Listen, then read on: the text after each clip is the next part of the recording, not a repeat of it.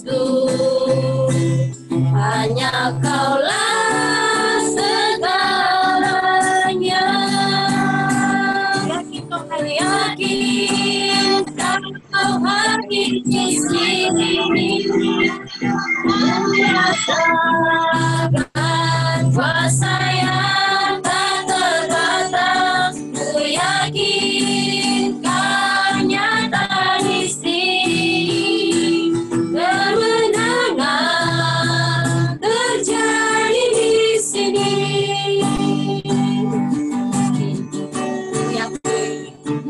Ku yakin Kau hadir di sini, ku rasakan kuasa yang tak terbatas. Ku yakin Kau nyata di sini, kemenangan terjadi di sini.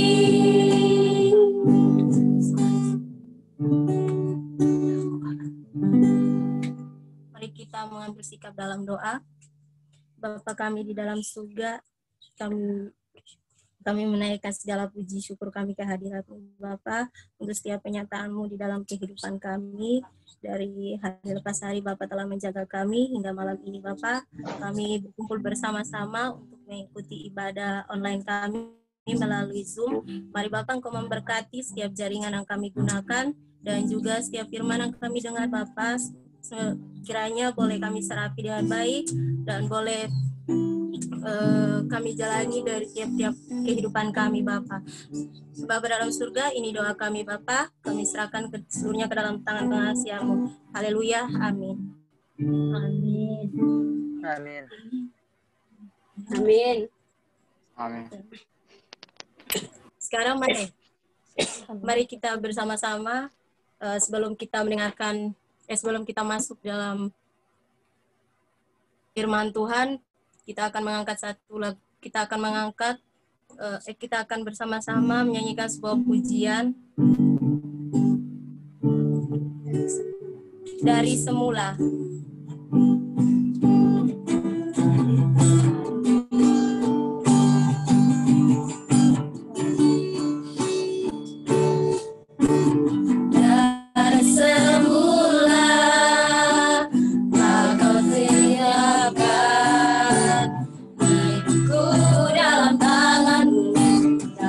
Rencana-Mu Tuhan, rencana indah tak Kau siapkan bagi masa depan yang penuh harapan.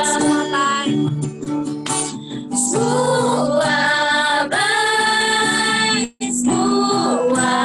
baik, apa yang Kau perbuat di dalam hidupku. Semua baik, sungguh teramat baik. Kau jadikan hidupku berarti.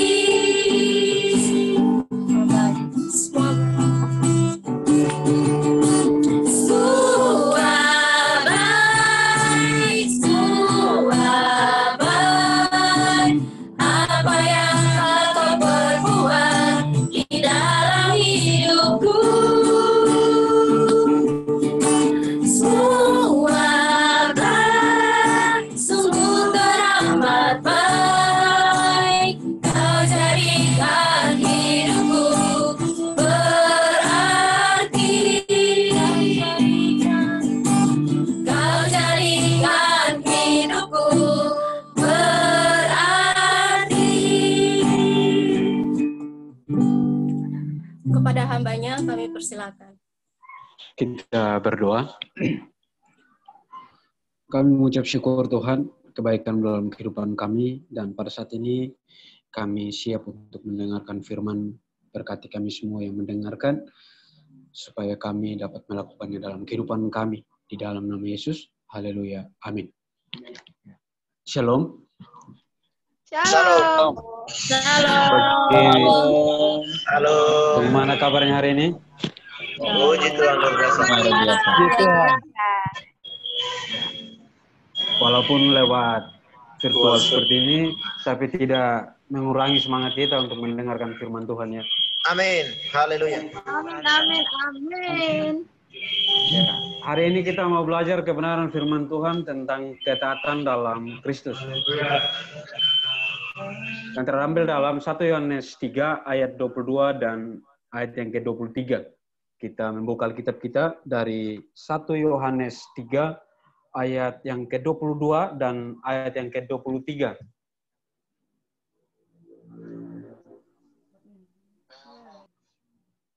Sekali lagi, 1 Yohanes 3 ayat 22 dan 23. Kita akan membacanya secara bersama-sama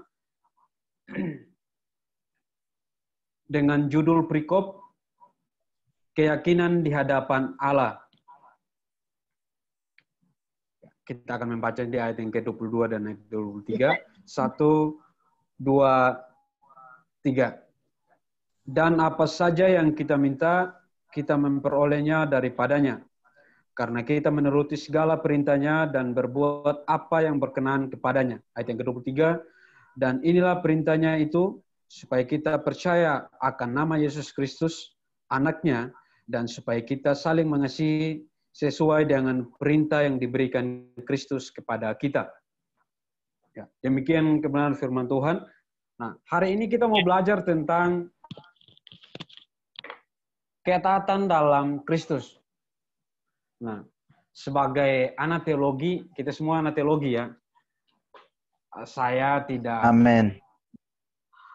berbicara tentang asal mula kata ketaatan atau bahasa Yunani, bahasa Ibraninya. Karena kita sudah sama-sama belajar.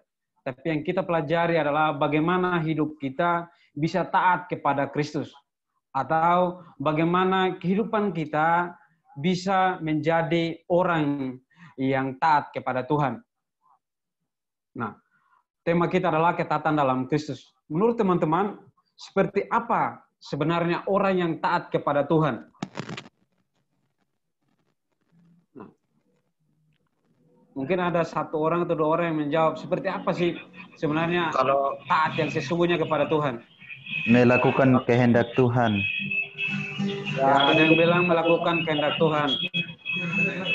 Hidup dalam firman-Nya. Ya, hidup dalam firman-Nya. Ya, silakan di-mute. Silakan di-mute kembali ya, karena berisik sekali. So. Nah, ada yang bilang hidup dalam firman-Nya, mentaati kehendak Tuhan. Tidak salah. Tetapi pertanyaan saya adalah, apakah orang yang selalu membaca Alkitab, orang yang mendengarkan firman Tuhan, orang yang selalu saat teduh, apakah mereka yang dikatakan orang yang taat kepada Tuhan? Setiap pagi, biston pagi dan ada malam ketika tidur, ada doa di kampus, ada doa. Apakah mereka yang dikatakan orang yang taat kepada Tuhan? Belum tentu. Belum tentu ya, itu mungkin secara singkat doang. Belum tentu. Saya sebenarnya tadi berharap jawabannya iya, tetapi ada kejujuran ya. Orang yang melakukan, dia hanya melakukan, tapi dia orang yang melakukan.